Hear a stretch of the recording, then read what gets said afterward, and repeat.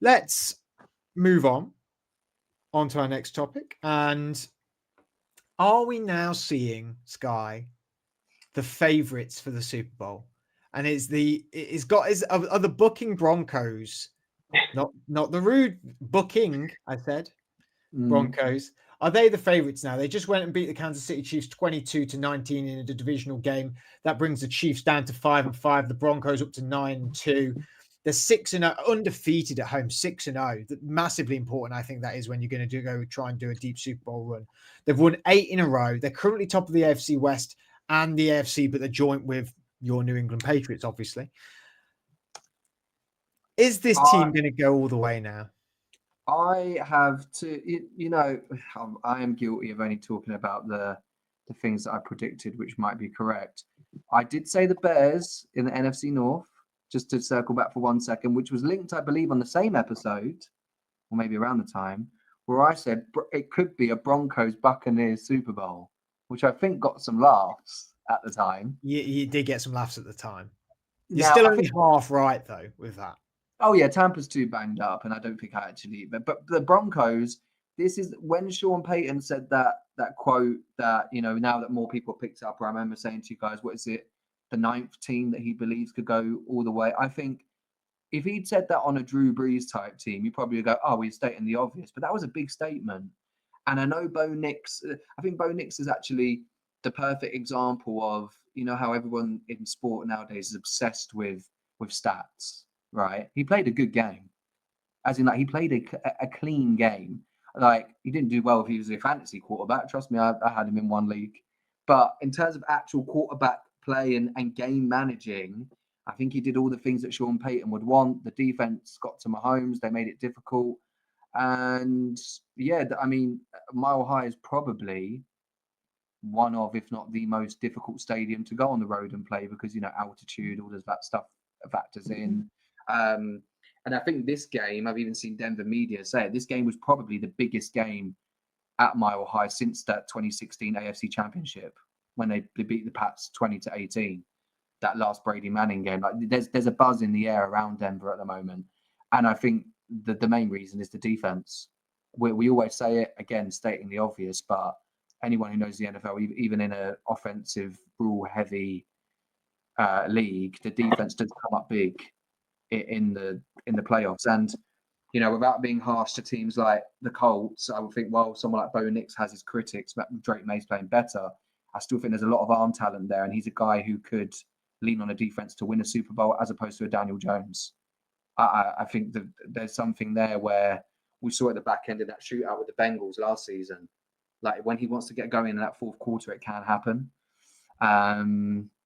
So yeah, maybe I think they're a top 3 power ranking team right now.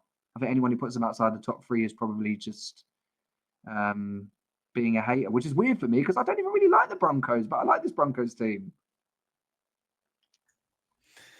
I think you could have them out of the top 3. I think you could do they could be in a top 5.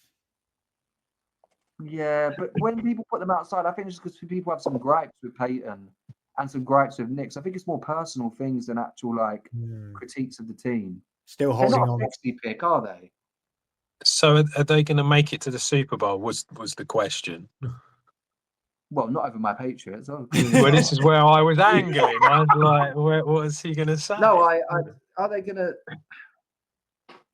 I think after you beat the Chiefs, the most of a team that's been just had their own dynasty, then yeah, why not? If I was putting my normal hat on, I would probably say if Denver has the 1 seed and the road stay at home the whole time, yeah, then I would say yeah, they make it. Yeah, and you just said about how they've won 8 on the bounce, and we've just said how hard, probably the hardest stadium to go to at the minute. Yeah. I mean, they'd probably be a bit miffed that they're going into the bye. Really, they probably want. I wouldn't want us to go there. That's probably the one stadium I wouldn't. I'd even rather go into Arrowhead, honestly, given how the state that the Chiefs are in. Yeah, it just seems to be, Bo Nix now 2nd-year quarterback. Him and Peyton have many times you've seen them sort of drawing on the sideline at each other, and it is like it's rookie and vet, isn't it? That have just come together. And like Adam, why do you think it is working between Sean Payton and Bo? What do you think is it that makes them two sort of click? Do you think it's that Bo takes it all on, but maybe Bo challenges him a little bit? Do you think it's that Sean's been around the block where he can listen to, he He knows how to deal with the quarterbacks. I mean, he didn't have loads of quarterbacks in New Orleans, but he had one particularly very, very good one for a long time. Yeah, I think with Peyton, I mean, obviously he's, considered this sort of like offensive mastermind, isn't he? Where it's like he knows what he's doing and all of that. And I think maybe that sort of friction between the two of them kind of helps to sort of create the magic that seems to be happening.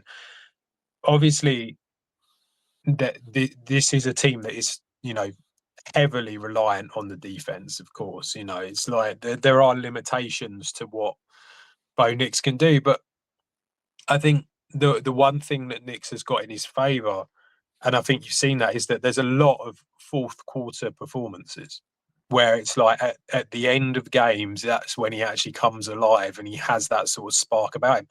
And that's very Mahomes. That's kind of like, it's very similar to that. And he just sort of has that ability to really be able to pull it out the bag when he needs to, whether it be through passing touchdowns or using his legs. So I think that's kind of how it works a little bit. And you need to have a really good defense in order to be able to win a Super Bowl. And I think that they've got, one of, if I don't know if they've got the best defense, but they've certainly got one of the best defenses in the league. The offense, it feels like it's missing like some star names to it, but in a way that's why it's working, because I think they kind of are quite a team and quite all integrated together. And I think that's what you're kind of seeing that a little bit with the Patriots as well. It's that kind of like, there is no star really. I mean, I know Diggs is there, but he's kind of like not quite the same as what he used to be. And I think that makes a difference, where it's almost like you're probably not getting any problems at Denver. It's like everyone's very much on the same page. Peyton's kind of like taken the whole thing. He's literally, I mean, the first thing he did is walk in and basically get rid of Russell Wilson. So it's almost like having that, I'm in charge, you're all kind of like, we're all a team together. I think that's where it's working really well. Going to Mile High is going to be a nightmare for anybody. So yeah, I mean, if they can get the first seed, then it's going to be tough for anyone to get a win there. So yeah, they look really good, and I just think that at the head of it, you've got yourself an incredibly good head coach who's been around the block and knows exactly what he's doing, and a quarterback who, okay, maybe he's not going to be the best quarterback in the league, but he kind of has that clutch gene about him that all the best quarterbacks have. I have a mad stat off the back of that. Go on. Adam set me up perfectly. So Brady 3 times in his career, Manning once, are the only quarterback since 2012 to lead the NFL in pass attempts and make the playoffs. Because normally, someone who leads pass attempts are people on bad teams. Like, I think Sam Howell had it a couple of years ago. Apparently, Drew Brees 3 times in his career even led that category, and all 3 years they had like 7 wins and didn't make the playoffs. So, obviously we've mentioned 2 of the best quarterbacks ever. So I think it just shows what value I know he has his criticisms, but like Adam said, he has that clutch gene. I mean, Troy Franklin's emerged, which has helped, that Oregon connection. That's made it a bit nicer for him. But yeah, it's just something about him where he just comes alive in the fourth. And there's a lot of great quarterbacks that we've seen which do the opposite. So I think he should be commended for that. Well, the negatives are, though, that he does lack polish, though.